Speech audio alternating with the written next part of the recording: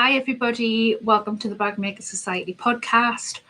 Hopefully you can hear me okay. I did forget to charge up my normal microphones, so I am relying on the microphone from my webcam. So fingers crossed you can hear me okay and it's picking up all right. I am going to try and talk a little bit louder than I would do normally, just so that it does come through okay. So give me a thumbs up if you can hear. So it is just me this evening. I am just going to be doing a question and answer session because we do get quite a lot of sort of just general bag making questions. So I just thought we'd have sort of an open forum where people can ask whatever questions they want to ask. So we have Tracy here. She's also saying hi to me. So hi, Tracy. Lynn saying evening. Donna's saying evening. We have Kay here. We have Cassie here. Donna's saying evening to everybody. Mel saying that she can hear me loud and clear. If I'm talking too loudly, tell me to tone it down a little bit. That's fine. My husband saying sound is good. Hazel's saying hi, and Valerie's saying hi. So welcome everybody. So I just thought we'd do, like I say, a question and answer session. I have got a few questions that people have already sent me, but feel free to post any questions in the group or just ask anything. As most of you know, I am a pretty much open book. So unless it's my measurements, which I probably won't give away, you can pretty much ask me anything. Sue saying hi to Deb and Andy and everyone else. So I have all of the questions that people have asked me saved on my phone. So if you see me glancing down, that's just because I'm looking at my phone to look at the questions. Mel's saying that she's going to jump straight in and say, am I right in thinking that your preference is for woven interfacing and that you use steam with woven interfacing? So yes, you're totally right in that my preference is for woven interfacing. So it's very, very rare that I'll use non-woven interfacing. So I use woven interfacing in all my exterior and all of my interior, so my lining pieces as well. So even if the pattern says to use non-woven on my lining pieces, I will go against the grain and use woven interfacing on my lining pieces because it's a personal preference for me. I find that woven interfacing doesn't crease as much. It just drapes better. It sort of acts more like the actual fabric does. And I just prefer it. I'll use non-woven interfacing in things like card slots and zipper facings, sometimes slip pockets, that sort of thing. So when I want the fabric to hold its crease, so obviously card slots, you want that crease to really, really hold, and non-woven interfacing will really hold its crease. So that's when I'll use non-woven interfacing. Woven interfacing, you don't use steam to adhere it. Non-woven interfacing, you use steam. And things like Decaville Light, Decaville Heavy, which are all non-woven stabilizers, you would use steam to adhere those as well when you're pressing them, either with an iron or a heat press. You would use steam with them. So yes, hope that's answered your question and been clear. So I actually do tend to use 2 weights of interfacing, woven interfacing as well. So I'll use both a heavy and a medium weight, which I carry both on my website. So I predominantly use the medium weight, but I do carry a heavyweight interfacing. which is a question that I've been asked just literally before I came on tonight. Somebody messaged me and said, when will the heavyweight interface be back in stock? Because it's literally just gone out of stock today. It is on order. It should be in the next week. But I use the heavyweight woven interfacing usually sort of on my exterior pieces when I really want a lot of structure, because it is a lot stronger and heavier than the medium weight interfacing. So that's when I use the heavyweight woven interfacing. So that's why I carry the different weight interfacings. So that led quite nicely into the other question that I had been asked as well. So Melanie saying, Brill, I finished my Vicky May, I'll send you a picture. Fab. Please do share it in the group as well, because I'm really looking forward to seeing that. So I'm going to bring up the first question that I was asked on Instagram. So I had to screenshot that. It took me ages to work out because I was sent it on a story and I couldn't figure out how to save it, so I've screenshot it instead. So Christy asked, I'm making beach bags, but they need stabilising at the base. What do you suggest? So there's a couple of different suggestions that you can use. So if there isn't already a suggestion within the pattern for stabilising the base, and you want to add some extra stability into the base, there's a couple of different things that you can use.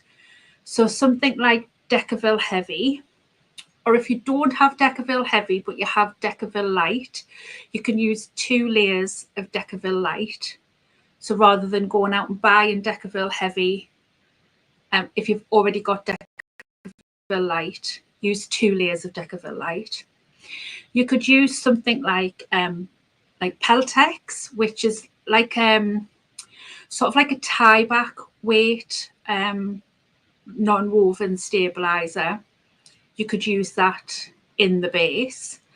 And the other option that you could use as well is something like a plastic canvas.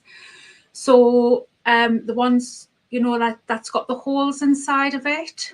And you would just slot that in between the exterior and the lining. That could be another option for you as well. But those would be the 3 things that I would suggest: either Decaville Heavy or Light, Peltex, or a plastic canvas cut to size and slot in between the exterior and the lining. So hopefully that's answered that question for you. Hazel's asked, how do you deal with creases in Decaville after a bag has been turned? I've tried a few and it doesn't really improve the creases. So what I try to do is, when I'm using Decaville, which is my preferred stabilizer, so I use Decaville in a lot of my bags. I don't tend to use foam a lot unless I'm doing a bag that kind of needs sort of cushioning, if it's like for a laptop, computer, that sort of thing. So I would tend to use Decaville anyway. So what I tend to try and do, if I can, is leave an opening as big as possible so that I'm minimizing the creases as much as possible. So if I can, say if it's got like a boxed bottom, I don't sew up the bottom of the bag at all. So that basically I'm just turning the outside round and I'm sort of squishing the bag very, very minimally. And then I'm getting very, very few creases in that Decaville. And then I will sew up the interior of the bag through the pocket and then sew the pocket closed. If I'm not able to do that, and I do end up with quite a few creases in my bag on the Decaville, what I will then do is push it through, sort of push the bag out as much as I can, and then use towels, and I'll sometimes dampen the towels down ever so slightly, and I will stuff the bag with towels, tea towels, and fill out the shape of the bag as much as I possibly can, and then steam the exterior of the bag. So I won't actually put the iron directly onto the bag, and I will quite often use a pressing cloth as well, so I'll protect the exterior of the bag, but I will use steam to try and push out those creases as much as possible. And by having the bag sort of packed, and I hope I'm explaining it properly, but because the bag is pushed out and filled as much as possible, and those creases are pushed out as much as possible and held in place by the towels, tea towels, whatever it is that I've got pushed into that bag, and then I'll let it sit with those towels and tea towels inside, and I'll let it dry fully. So it might take a couple of days. Put it in an airing cupboard. That's a very British thing to be saying. I don't know if any of the Americans or the Australians who have got listening have airing cupboards, but put it in an airing cupboard where it's nice and dry, quite warm, so it can air out and dry out quite quickly. And that usually does help iron out those creases without actually ironing out the creases, especially when you're using things like vinyl, corks, waterproof canvases that you can't really put an iron on directly, and it's obviously in its 3D form, so it's very hard to iron and press. So I hope that's answered that question all right for you, Hazel. If it hasn't, pop it in the comments and I'll come back to it. Sarah says, just wanted to say hi. Really sorry, can't stick around, but would love to know what you do with all the bags that you make. So obviously this is one of the questions that I've got saved from Sarah, because she did ask this in the group. So what do I do with all the bags that I make? Not as much as I should some of the time. I don't really make to sell. A lot of the bags that I make are a byproduct of me teaching through tutorials, through sew-alongs, through me making videos, through me practicing with new materials that I might have bought in to resell. So a lot of the bags that I make are actually byproducts of other endeavours, so to speak.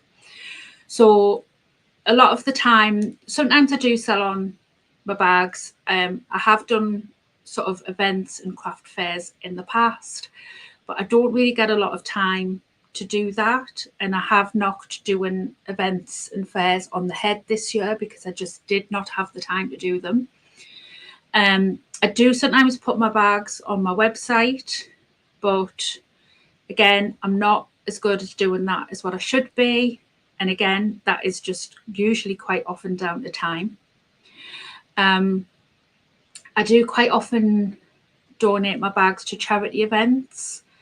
So I am quite lucky because the bags I make are a byproduct of another event. So I make my money through the products I sell. So I'll make a bag to sell the products that I sell, or I'll make a bag as part of a tutorial. And you know, obviously part of my business is teaching and making tutorials and all of that sort of thing. So I'm quite lucky in that the bags I make are a byproduct of that, and I don't have to necessarily make money from the sale of my bags. So I can quite often donate bags to charity events and different things like that. Sometimes I'll give them as gifts for Christmas, birthdays, if I know that they are particularly somebody's cup of tea. So that's usually what happens to the bags that I make. But I do have quite a stash sitting in this corner and in a cupboard up there at the moment that really does need sorting. So you have spurred me on, Sarah, to pull my finger out and get the bags that I have made recently sorted out and either uploaded onto the website or sorted out in some form, because I am running out of space. But one of the things that we have just been talking about in the club that I run is selling bags, pricing bags, looking at events to sell bags at. And next month we are going to be looking at selling online, setting up websites, that sort of thing. So it is something that I'm quite passionate about, in that people sell their bags or whatever craft it is that they're making, and make good money from the time that they spend making bags or the products that they make, because they obviously spend a lot of time and a lot of effort in making them. So again, hopefully that's answered that question. And Sarah says she's going to listen back in full the podcast tomorrow, so have fun. Melanie says, thanks so much for the voucher for the sophisticated tea. The winner was very happy. No problem. You'll have to drop me a message to let me know who the winner is, so I can watch out for it coming through on the website, just so that I know that the code works okay, because we all know how much technology can fail us sometimes. So yes, so let me know who the winner was, and then I can watch out for it coming through, just in case there are any issues going on. So I'm just going to bring up the other questions. So obviously Sarah had asked what to do with all the bags that I make. Nikki had asked, what's the best way to smarten up a newly finished bag, smooth outline and say and the vinyl outlet? So that's kind of very similar to the question that Hazel was asking earlier on about getting creases out of bags. I do quite often, when I've turned a bag through, if a lining is cotton, I'll pull the lining out and press it, sort of flatten it out and press it. And I do use this as well quite often to press out my seams in my lining, or on my exterior if my exterior is cotton as well. So I'll slot this into my bag and then open out my seams over this, and then use my iron to press the seams open and work my way round the bag, sort of jiggling this round inside to press the seams open. And that really does give a lovely sort of finish on the inside of a bag. You can sort of finger press or use a seam roller as well. I have one of these. Well, I have a couple of these, and these work really quite well. This is a leather one, but it's quite heavy. So, you can kind of pop your hand underneath, open the seam out, and roll the seam open to flatten it. So that makes it lie nice and flat, and that obviously works really well for vinyl when you can't press it with an iron. So yeah, I'm trying to think of any other sort of ways to kind of smarten a newly finished bag. I'm definitely a firm believer in, when a bag's finished, stuffing it and leaving it to sit for a little while. I do store my bags in the cupboard, And then when I get my bags out, I find that they're kind of creased and crinkled because they've kind of been packed away and squished together, and they don't look the best. So when I get them out again, I've got a great big drawer full of tea towels, like most of us do, and I'll go and get a load of tea towels out and sort of roll them up and push them into the bag and just leave the bag to sit for a little while. And then once I take them out, the bag is looking so much better. And I'll just leave it to sit for a day or two, and it looks absolutely fantastic. So I find that definitely does work. I do have one of the garment steamers. That works really well. So because I don't tend to put my irons not actually in shot because I've moved it out the way, but I don't put water in my iron because I don't want to sort of corrode any of the elements or anything inside. So I actually use a spray if I need any sort of steam or anything when I'm pressing, but I don't put water itself inside my iron. So I've actually got like a garment steamer.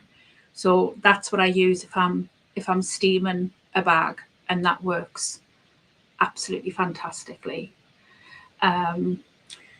So next question, Lynn had asked me, could I explain how the sew-alongs in my club work? She's been wanting to join but not sure if she can make it work. So yeah, so each month we focus on a different bag pattern. So this month is the Sunshine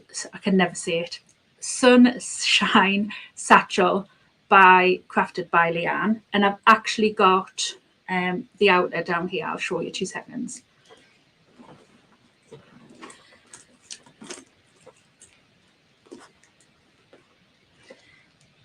Just needed to take my headphones out there so I didn't catch myself up. So this is the exterior. So how we run it, or how I run it, is each week we break it down. So it's a much more slowed down, broken down way of doing it than just a sew-along that I would do on my YouTube. Obviously for YouTube sew-along, it has to be much more condensed because nobody's going to really sit and watch a very, very detailed video that's 4 hours long, because they would just turn off after so long, and then YouTube would penalise me and not show my videos to anybody. So by doing it this way, by breaking it down each week and doing them live, it means that I can really break down each step week by week. So the first week we always go over pattern pieces, so how I've interfaced them, if I've changed up how I've cut out the pattern pieces at all, what materials I'm personally using, why I'm using them, and it's an opportunity to sort of discuss anything that anybody might be wanting to use, whether it work, whether it wouldn't work. Rachel's just joining us saying, sorry, late joining, so nice to be part of the live podcast. Absolutely no problem, Rachel. So nice to have you here. So always the first week is pattern pieces and interfacing. The second week is usually the exterior. So we'll sew up the exterior. Again, going over any tweaks or changes that I might have made. Third week is the interior. Again, any tweaks or changes that I might have made. And then fourth week is putting it all together and finishing the bag. So the lives are always left up.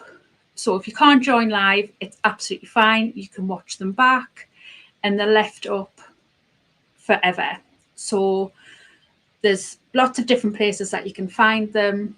There's a login page within my website that they're all located within there. There's a separate Facebook group. They're all located within there as well. And the link stayed the same. So if you join them live, the link is still the same. Exactly the same way as a podcast. If you join them live, it's the same link as if you go back and watch it, again at a later date. And as long as you remember, you can go back and watch them how often you want to. And as I say, each month we do a different pattern.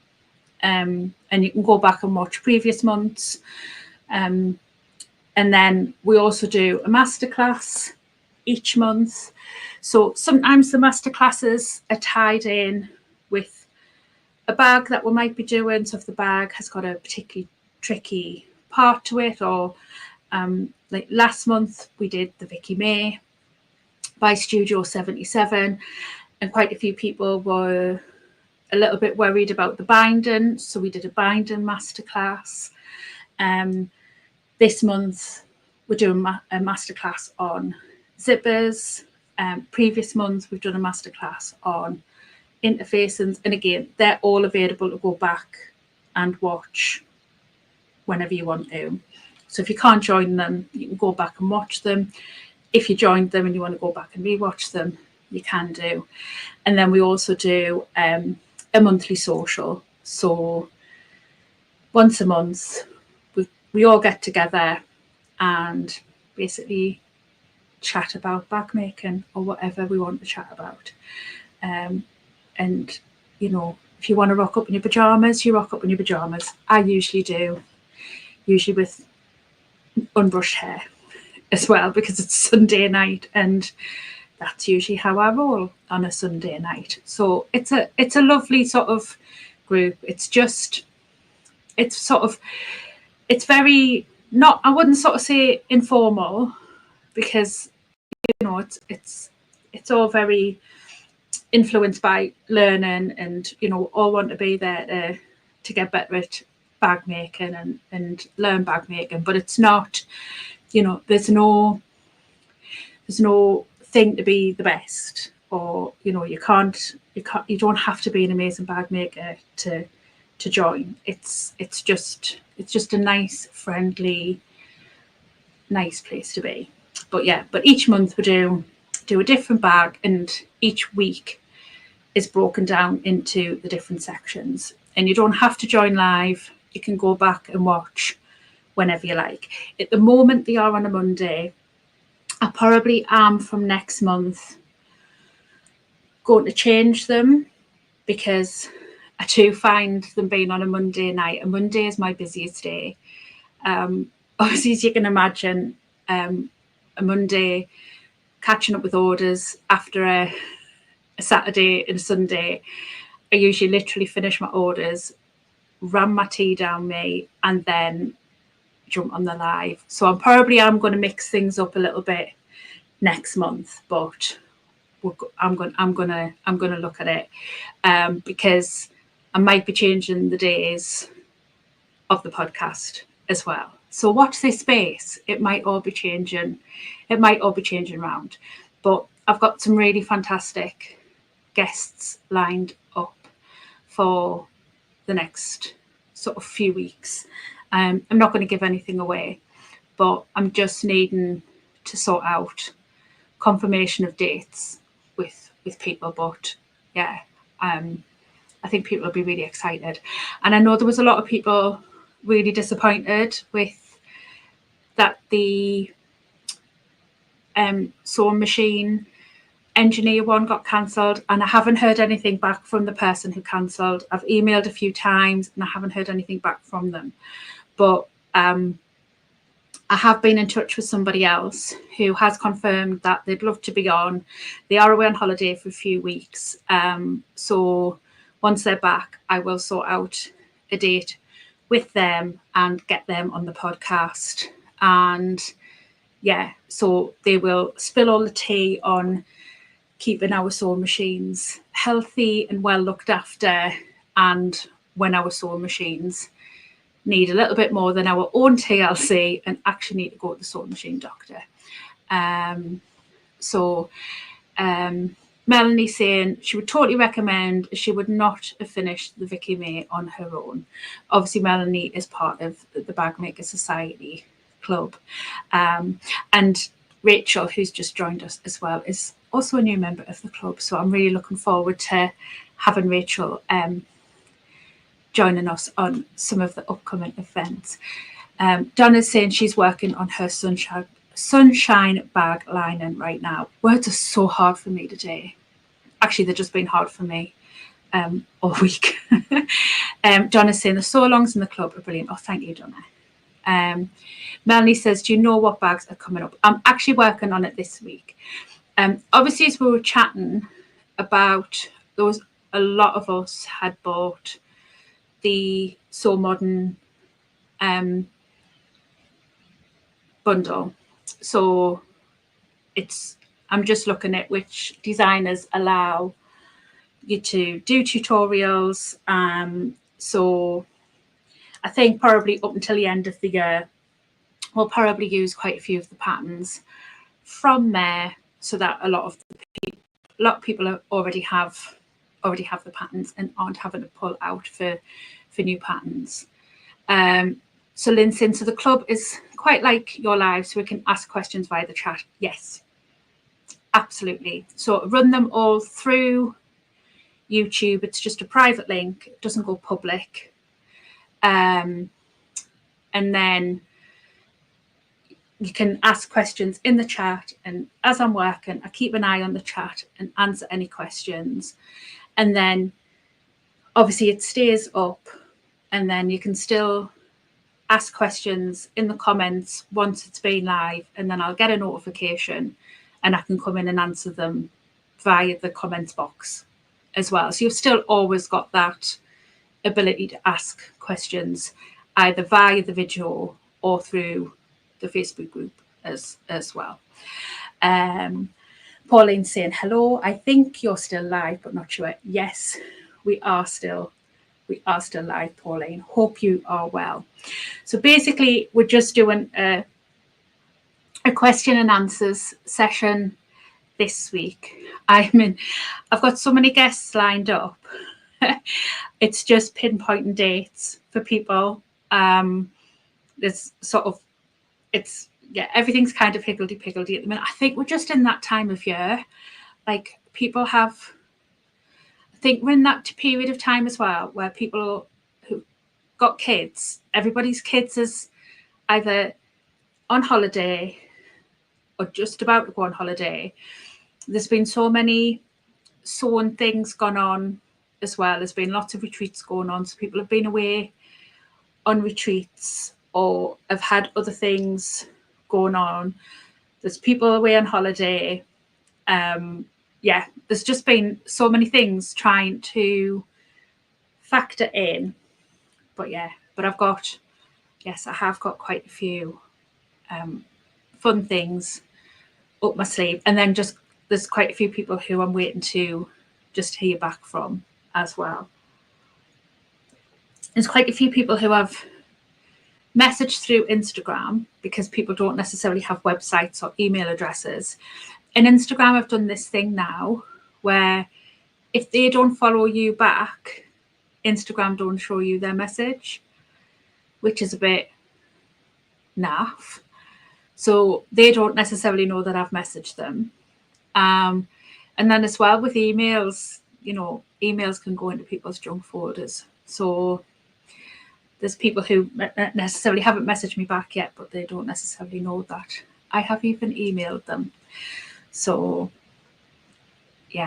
but I've got lots of fun guests planned up until the end of the year. So I hope everybody's kind of having a fun week.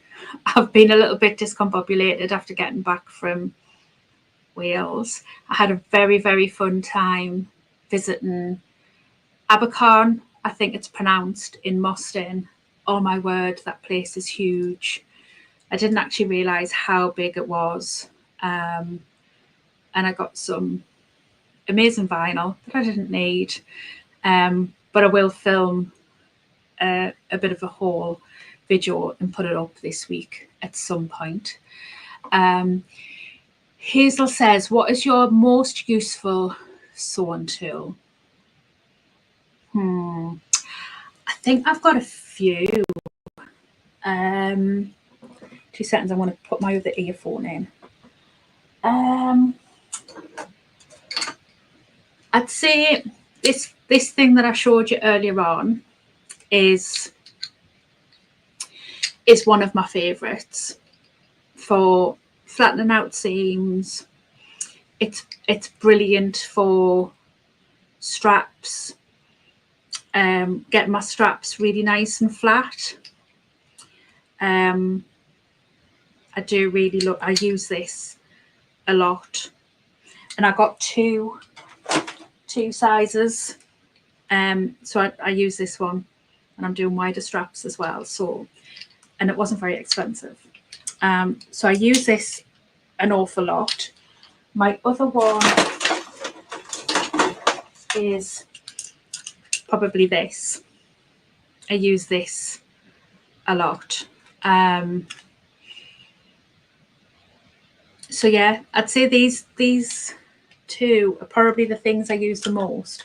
And then the other thing that I use a lot, and it's a little bit of a joke, is this thing.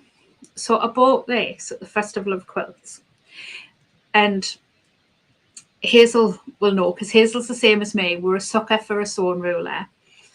And I was looking at it on the stand. This is a Crafty UK sewing ruler, and I was looking at it on the stand, and it's a 3/4 inch wide ruler. And I was with Emma from Studio 77, and she said to me, how often are you going to use a 3/4 inch ruler? And I was like, I don't know, but I want it. It's a sewing ruler, and it's a sewing ruler I don't have, so I want it. And it was only a few quid. I mean, I think it was like £3, if that. It might have even been cheaper. So I bought it. And it turns out I use this thing all of the time. So much so that when I was at an event the other day that they were at, and I actually looked for one that was longer, but they didn't have any, so I'm going to order one. But the reason that I use it so much is obviously a 3/4 inch for when I'm marking edges on pouches where I've got to mark in 3/4 of an inch for where my zipper starts and ends. Very, very handy. But one of the things that I use it for loads is it's got a line down the middle. So that's 3/8 of an inch. So I quite often mark on my seam allowance so that I can get my seam allowance very, very precise. And I find it very difficult sometimes to mark 3/8 of an inch on, say, a ruler like this. So it does have a 3/8 of an inch, but the 3/8 of an inch it's just like little dashes. So like I've got to line up these very spaced out dashes. So obviously this 3/8 of an inch is marked all the way down. So it turns out I use this thing all of the time. So Crafty UK 3/4 inch ruler, absolutely love it. And it was cheap as chips. So I am actually going to order a longer one. I'm going to order a 14-inch one. So if anybody wants any, let me know and I'll put in an order for a load of them and I'll stick them on the website, and then I can just send them out with people's orders if they want them. But yeah, that's probably at the moment my most used sewing tool. I'm absolutely in love with it. Sue says, any tips on top stitching? Most of the time, everything is okay, but occasionally I get skipped stitches. So top stitching, definitely needle size. So if I'm using vinyl, my vinyl and then a cotton, and the cotton's interfaced. I'm most likely going to be using an 18-inch, not an 18-inch, because that would be massive, an 18 size needle. Might get away with a 16, but I'm probably going to be using an 18. So if you're getting skipped stitches, it's most likely that your needle size needs to be bigger or it needs to be changed. If you're not changing your needle every single project, then your needle probably needs changing or it needs to be bigger. If you think about your needle going in, if your fabric or your project is quite thick, the needle going in, if it isn't long enough, it won't come down to catch the loop enough to fully create that stitch.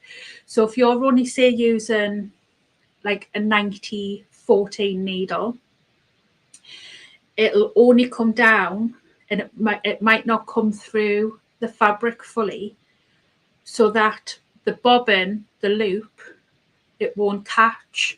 So that'll be why you're getting a skipped stitch. So try a bigger needle, try changing your needle. If you're top stitching, if you've got, so if it's on sort of like these parts here, before you top stitch, try hammering them, like flatten them out and hammer them with a hammer to flatten them down a bit. That will compress them and make them easier to stitch. I think that's probably the best top stitching things I can give you. Tracy saying I cost her £30 buying that vinyl online. It's beautiful. I just keep looking at it. It's just absolutely gorgeous. Hazel saying that she wants one of those rulers. Pauline saying yes please.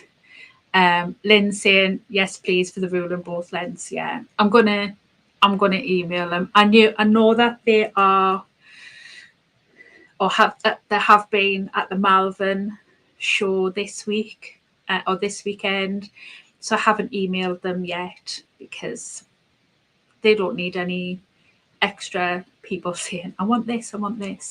So I'm going to email them this week about getting that ordered. So I'll order some extras and then I can pop them onto the website. Donna says, sound good. I need new rulers. Mine are so old. Most of the markings have disappeared. Yeah. Tracy saying yes please for the ruler. Rachel saying, thank you for that explanation. Didn't realise that with the needle size. Yeah. So a really good rule of thumb, if you're not sure what needle size that you're going to need, try to replicate the thickness of your project. So before you start the top stitch, replicate the thickness. So if it's going to be 2 layers of vinyl and 2 layers of interfacing and cotton, replicate that and then run it through your machine with the needle that you're using. And if you're getting skipped stitches, go up a size in your needle and then see how you go, and do that before you start your top stitching, because obviously, especially if you're using vinyl, you don't want to be sort of having to start again, because then you're going to have, marks in your vinyl. So Cassie's saying, what was the other sewn to the roller and presser? So this one, it's basically just like a leather roller. I think I just got it on Amazon, but you can get it from all leather places. And I literally see if I can change my camera.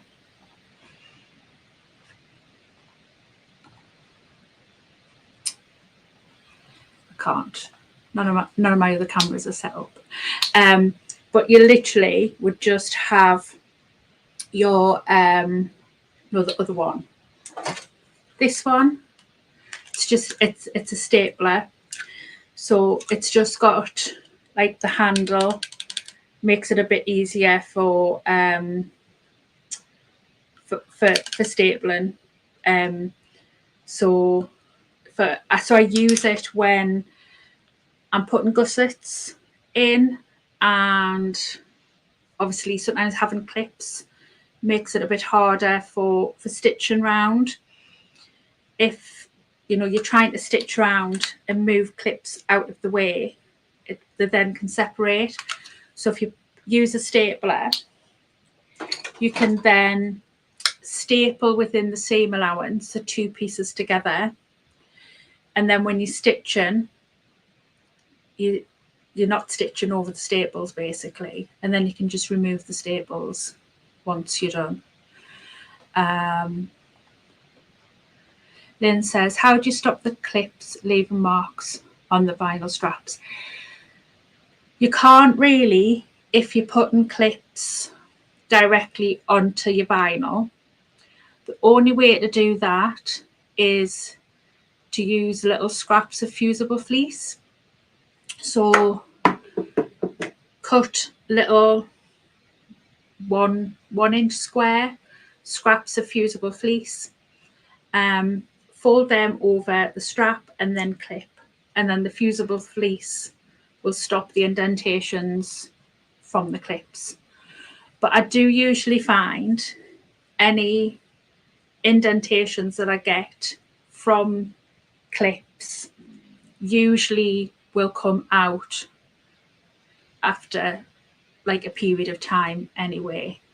And I do usually find that I don't tend to get indentations because my clips are on and then I'm sewing it pretty much straight away. I only tend to get indentations if I've clipped and then left the clips on for any period of time. So if you were say clipping your strap for a period of time, say you were doing it the day before and then you weren't going to be sewing it until the next day, maybe use some scraps of fusible fleece or thermalan, anything like that, anything that's like a little bit squidgy, for want of a better word, and then pop your clips over the top, and that will stop any indentations. Cassie's saying, love that idea, never thought of that with the stapler. Hazel saying, what I found lately, which has worked very well, is to base the gussets in at 1/8 of an inch and then do the full seam allowance. It gets rid of all the clips and makes things easier. Absolutely. Yeah, I quite often will stitch, usually at 1/8 or 1/4. And then I was actually going to try and show you my close-up of my sewing machine, but for some reason my other camera doesn't want to work today. I quite often use a zipper foot, and the edge of my zipper foot is 1/4 of an inch, so I know if I line up the edge of that zipper foot, it's 1/4 of an inch, and it kind of keeps it flat and in place. So I find the same if I sew round at the 1/4 of an inch, it's much easier to keep it all in place, and then I'll stitch round at the full seam allowance, whether that's 3/8 of an inch or 1/2 an inch, and then just either trim back or take the basin stitches out if I need to. But I'm definitely with you on that one, Hazel. It's much easier to sew that small and narrower seam first than to sew the wider seam and try and keep those two pieces together and married up than to sew the narrower seam. But I will definitely send Crafty UK an email about the 3/4 inch rulers, because I do love mine and I do use it all of the time.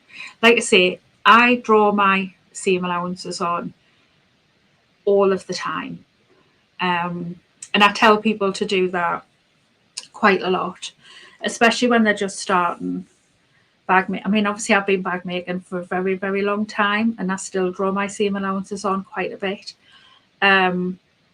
especially on harder and more difficult seams. So that ruler where it's a 3/8 of an inch, I just think it's a game changer. I just think it's absolutely genius. So yeah, but obviously because it's only 1/8 of an inch, it means on longer seams I'm moving it down quite a bit. So I was thinking getting the longer ruler, it means I can obviously draw the seams for it, just make things a lot quicker. And because it was so reasonable, I was like, why not? So yeah. So I hope everybody's kind of enjoyed the little Q&A session today. Mo saying she does the same as Hazel, or she bastes the curve first and then sews. Yeah, it's much easier to do that, especially when it's much tighter curves. It's easier when the curves are sort of more sweeping or not as tight, but when you're trying to sew really tight curves, it can be much more difficult. So that's much easier way to do it. So keep an eye on the page, on my Facebook page. I will probably post in the community to, if I do change the date. I probably am going to change things around, because I probably am going to move the sew along days next month, just to try and make things easier for myself, and so that I'm not doing the sew alongs feeling like my brain is cotton wool after having really long days on a Monday, because obviously I want to be given the best to my club members as well. I don't want to be coming to the sew alongs with a cotton wool brain as well as a menopausal brain and not knowing what my name is some Mondays, which is what the case is. So keep an eye on the community section and on my Facebook page, and I will keep everybody updated. So Annabelle, the Happy Carnivore, saying, hey, we used to live beside each other. So I'm not sure who she's talking to with that one. I'm not sure whether that's me or not. Hopefully she'll come back and let us know who that's for. Rachel saying, thank you, it's been a lovely part of my evening. Me too. I was actually sitting nodding off on the sofa at about 7:10 this evening, thinking, please don't fall asleep and sleep through when you're supposed to be doing the podcast. So Annabelle's saying she used to live across the street from me. Oh, okay, you're going to have to private message me and let me know who you are, because menopausal brain is not written, because I can't remember anybody called Annabella, but you'll have to jog my memory. So but then I get my kids' names wrong as well, so please don't be offended, because yeah, I call my son my two daughters' names before I get to his name. So yeah, I'm not great. So Donna saying, if anyone's on the fence about the club, don't hesitate to jump in. Oh, that's lovely. Saying she's learned so much. I'll put a link in the community posts, as well as letting everybody know about day changes and who's coming up in the next few weeks and which patterns we'll be doing and everything going on. Lynn saying, thank you so much, Deb. It's been great hearing your accent, a little bit of home for me. Oh, before I go, I'm just going to tell you this quick story before we go. So obviously we've just been down in North Wales for the weekend, me and Andy, and we're sort of wandering around, and there was a beautiful church. Really funny. On the Friday night, we goes out for a bit of a drink. It was like a ghost town. Couldn't believe how quiet it was. The busiest place was the church. There must have been some event on.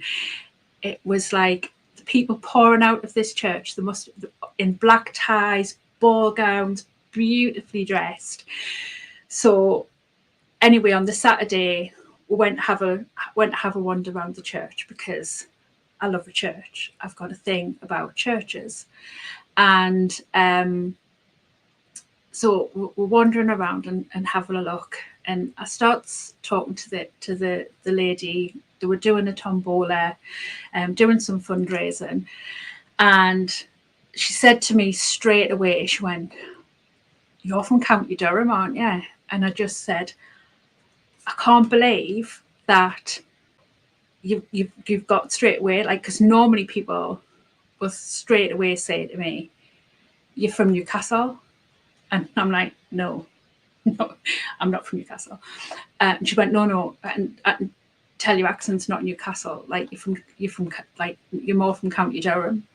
And I was like, well, technically I'm from Washington, but I live near County Durham, yeah, and family from sort of Teesside, County Durham way, and so yeah, you're right.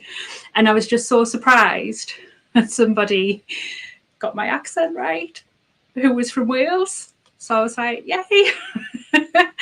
So, but I'm so pleased that you like hearing my accent and it reminds you of home. And Mo says, thank you, and for pronouncing my name right. Not many people can. I had a vague recollection of me asking you a long time ago and you telling me that was how you pronounced it. And then I did have a little panic that I got it wrong. So I'm pleased that I got it right. And Annabella says, I was living in Washington a long time ago, but moved into Newcastle. I don't think we ever spoke, but I'm pretty sure it was you. Yeah, if it was Washington, it will have been. So, and very random that you're now on my podcast and interested in bag making. So please feel free to drop me a message and connect, because Newcastle is not that far away. And Donna says, church architecture can be stunning. I love churches, not religious in any way, shape or form. But I'm just so drawn to churches. Any sort of church, I absolutely love them. I find them so peaceful, so beautiful. I love the history of churches. I love how the different types of architecture, how they've developed over the years. I just find them beautiful buildings. So yeah, so I do my photographs. I think I'm David Bailey with me camera in churches. But yeah, I do. I'm very drawn to the church. So I find a church, Andy finds a pub, and we're both happy. So, but the one in Wrexham that we went to was very, very beautiful inside.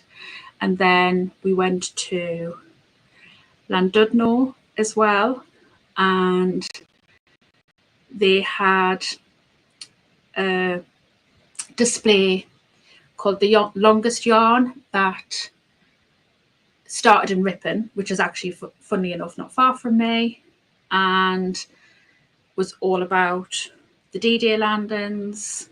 Obviously a team of very talented knitters and crocheters who have made scenes depicting the D-Day landings. So I took lots of photographs, and I'll probably do a blog post about that, and I'll put that up on the website, which was really, really interesting.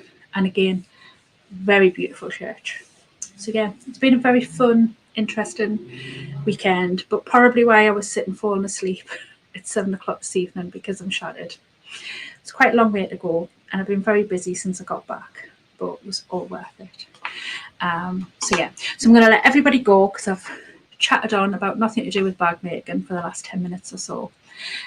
So everybody enjoy the rest of your evening. Keep an eye on my socials for who's coming up, date changes, etc., etc. And I'll see you all soon. Bye.